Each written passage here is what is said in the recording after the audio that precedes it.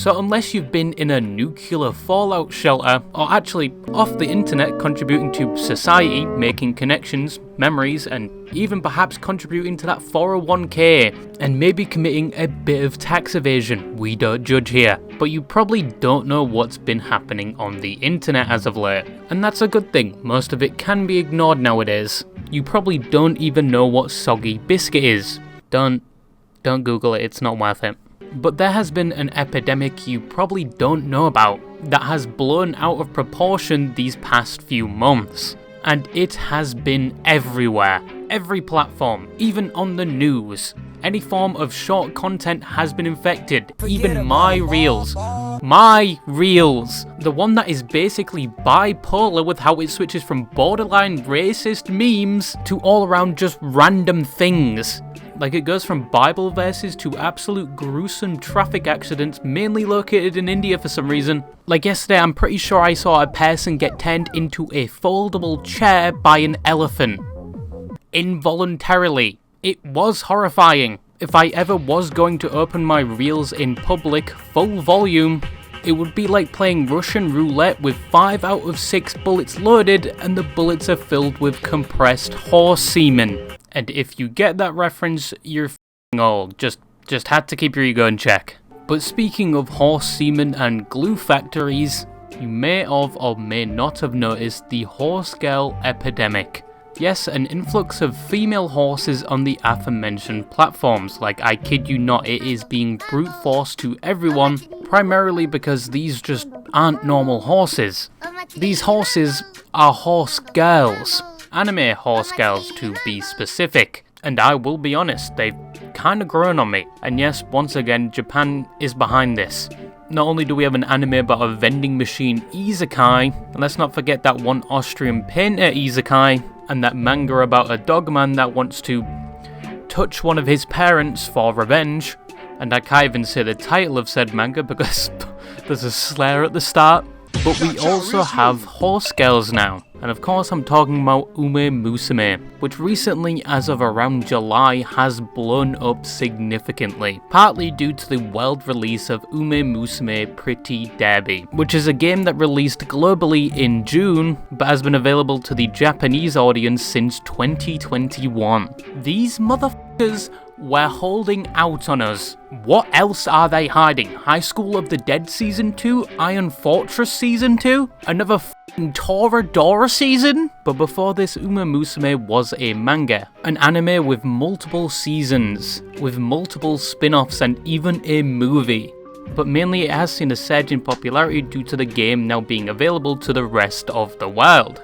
But it was popular beforehand. But what is Umamusume? What are these horse girls in quotations? What is the best horse girl? Why is the game seeing such a spike in popularity? Why is it all over my For You page? Is the community that insane? And no, there are no femboy horses. I know you were gonna ask, you sicko.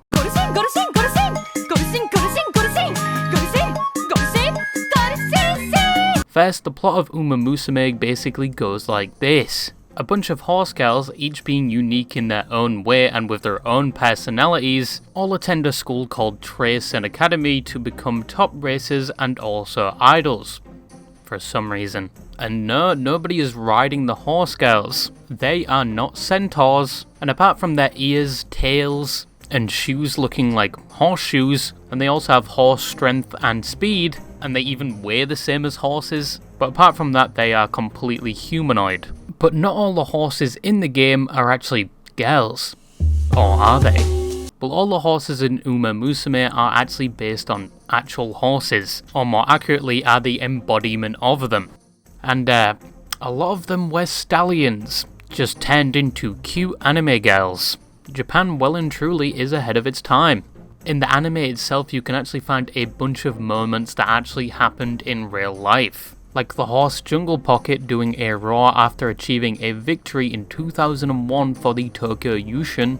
Ogre Cap was very uninterested in things outside of eating and running, both of which are shown in the anime. This motherfucker is the sin of gluttony, and he shook his head before races, which is also shown in the anime. And he also befriended a cat that previously hated him. And then there's Goldship, who was not only a fiend in the anime, but was also one in real life. And one of these instances is captured in the anime, where he was too busy arguing with another horse to actually race. Whilst it's unclear what he actually was doing, in real life this did happen and it cost people betting on him 12 billion yen, which is roughly $80 million.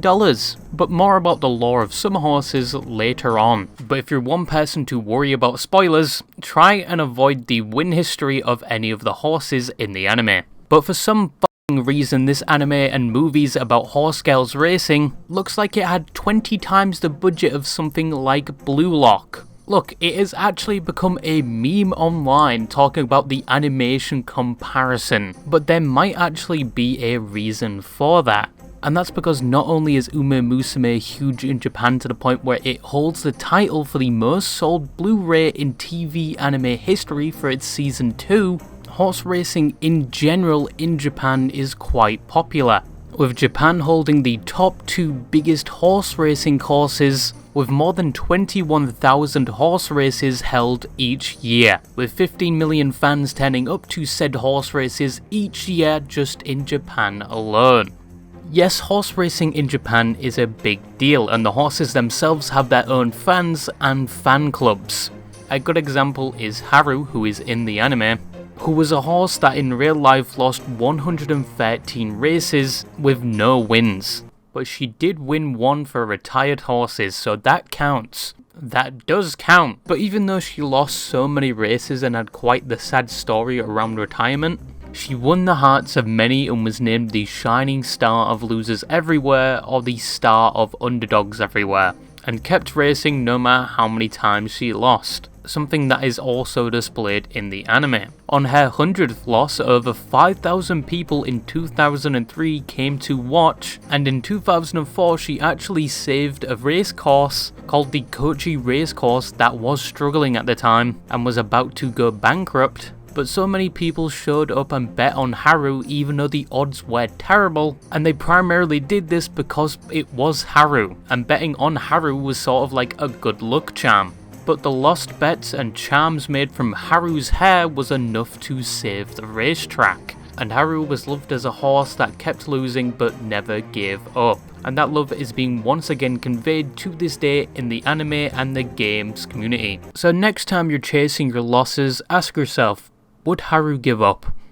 And then spin that slot machine, the bonus will come eventually. You can actually donate ryegrass to some of these horses that are still alive, and Haru received so much recently to the point where they broke the website. And she is not the only one people have found love for. A lot of people have fallen in love with these horses and their in real life counterparts' stories, to the point where there's a tiny bit of infighting in the Umamusume community about which horse is the best, but more about the community in a bit. But I can almost guarantee you the one CEO that approved the creation of a manga, anime and game about horse girls racing has just secured the popularity of horse racing for at least the next decade. We already have Umamusume cosplayers simulating races, and also a collab with KFC for some reason. But after seeing the 5th Goldship meme on my feed, I had to see what all the fuss was about. So I checked out the lore of some of the horses, watched the anime, took a look around the community, and downloaded the game that everyone was talking about that had recently made this franchise about humanoid horse girls blow up even more. And was I disappointed? In parts, yes, and I'll let you guess those parts. The anime was good. I specifically enjoyed Cinderella Grey, which recently concluded, and the movie I haven't got around to watching yet. The game being the first so-called gacha game I've ever really played. Yes, Umamusume took my gacha virginity, we're ignoring the one time I played Genshin Impact, because that was kind of like Mormon soaking. It doesn't really count. But from the game, I first thought I broke it by alt-tabbing because it just kept playing the intro music concept over and over. When I got past that, I went through the hellishly long tutorial, and then I could finally do the best part of the game, gambling. Of which I was finally guaranteed the character I wanted to play, Goldship. I mainly stuck to career mode because any other game mode except a few is you versus other players, and I just want you to know I've never seen so many sweaty little pay to win whales. Like fucking hell, how many of you came over from War Thunder and sold your grandparents to slavery to pay for the top tier characters? But you quickly find in the game you're not actually playing it. You're kind of just a cuck in the corner watching the gameplay like an actual horse spectator and hoping you trained the best stats to beat all the other horses. But it is still quite fun. But once again, I mainly stuck to career mode with Gold Ship. I won my first few races and it went downhill from there, with my career ending before I hit the 3rd goal, and Gold Ship was immediately shipped off to the glue factory, never to be seen again, but you will be seeing her on a Prit stick in the future. I still haven't fully beaten the career mode with Gold Ship, but I'm not giving up. I am enjoying it though. Yes, I'm enjoying the first gacha game I have ever played, but I did not enjoy looking into the community.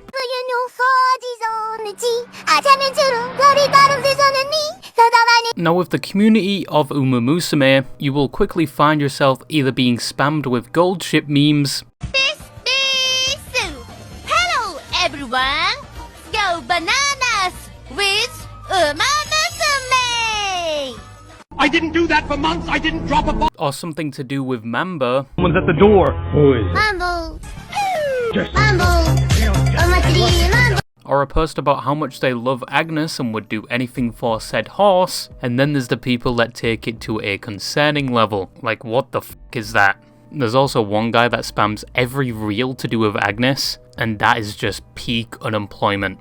But there is a rule in the community: don't lewd the horses, and that is already asking too much of the internet. There are some people that would goon to pictures of themselves with the Snapchat filter that turns you into the opposite gender. So I don't even think these horses are safe. But the community kind of doesn't want you to do this, primarily because of the creators of Umamusume. Cygames in Japan have a rule about creating certain art pieces of the horses, because once again they were actual horses, and some of their trainers who treat these horses like family would be pissed to see one of their stallions that was probably a legend drawn doing some heinous shit, and would probably sue Cygames if they found out. But they're okay with them being anime girls, that's pretty cool. And as people said online, Cygames probably wants to keep a good reputation with the Japanese Racing Association, so they can keep pumping out content with actual horses used as inspiration. But people outside of Japan still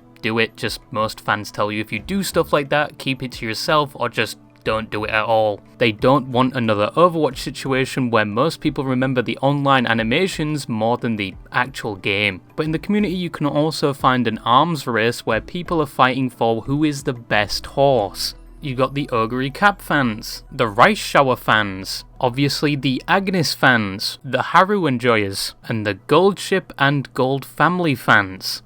Because apparently being a good racer or a good racer and mentally deranged is a hereditary gene in the Gold Ship family, and there are a lot of them. But despite this active battleground, the community has come together a bunch of times. Now if you haven't heard of W Place, it's basically a global map where you can draw on a specific location and it is displayed to everyone else drawing on the map.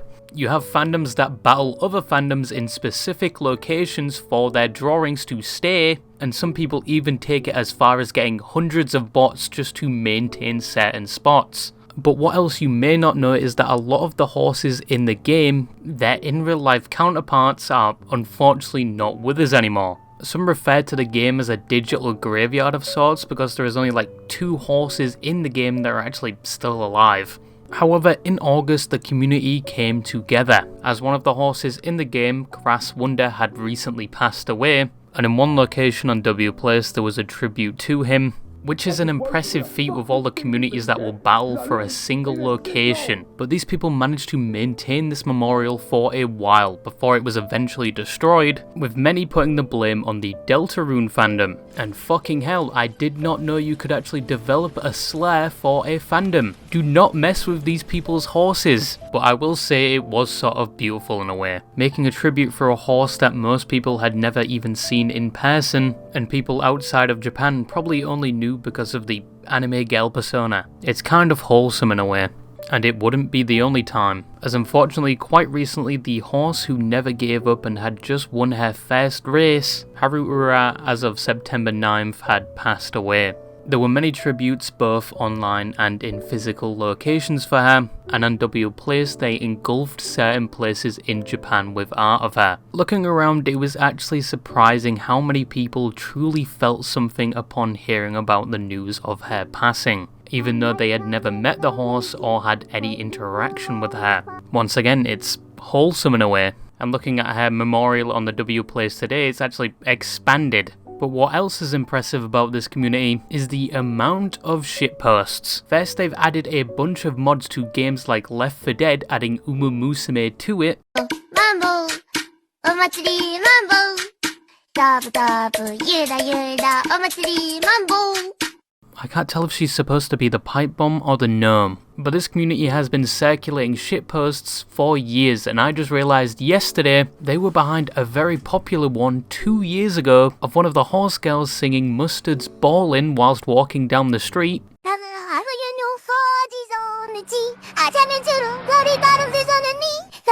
Like, I wasn't the only one that just realised this was an Umamusume girl, and it had like 2 million views and it was shared everywhere. This community has a lot of influence. Even Goldship became a VTuber at one point and joined HoloLive on stage. Anything but training. She can also be found on the Umamusume YouTube channel, which has given birth to a lot of slop for the community, and she's also played Poppy's Playtime. Pretty sure there's not a soul that hasn't played that game at this point. But that is basically the community. These people really love these horses. But really quickly, I just wanted to speak about the best part of Umamusume for me. The horse lore.